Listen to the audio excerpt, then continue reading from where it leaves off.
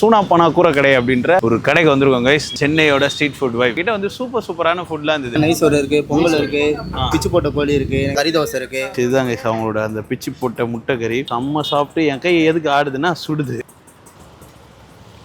Grand taste awesome. முட்டை தோசையே உள்ள அந்த மசாலாலாம் போட்டிருக்காங்க. பார்த்தீங்கன்னா தெரியும். கிரேவியில் தொட்டு பிச்சு போட்ட கறியோட ஆஹா அருமையான சால்னா. இது ஏன் பேர் அல்வா கொத்துன்னு வச்சாங்கன்னு இப்போதான் தெரியுது. அல்வா அளவுக்கு குளன்னு இருக்கு.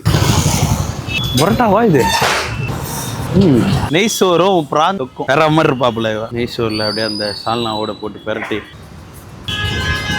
பெஸ்ட்டுடா, தரமாக இருக்குது. உங்ககிட்ட ஒரு நாள் பிரானு ஒரு நாள் கடம்பான் மாதிரி இருக்குமா. அப்படியே தூக்கி உள்ளே வச்சு சூனா போனாலையும் ஒரு பெரிய பைட்டாக போயிடலாம். மட்டவாசம் காயின் போட்டாவே அப்படியே ஒரு மாதிரி ஃப்ளஃபியாக இருந்தது. லேயர்ஸாக வரா போல். கடை பெரிய வச்சுருக்காங்க அந்த சூனாப்பானா சிக்கன் அப்படின்னு போன் பீசஸோடு போட்டிருக்காங்க. அவங்களோட காயின் பரோட்டாவும் சூனாப்பானா சிக்கனும். கைஸ் இதுதான் அந்த சிக்கன் வடியல். உள்ள சிக்கனை போட்டிருப்பாங்க போல். ஆஹா சூப்பராக போட்டிருக்காங்களா பா.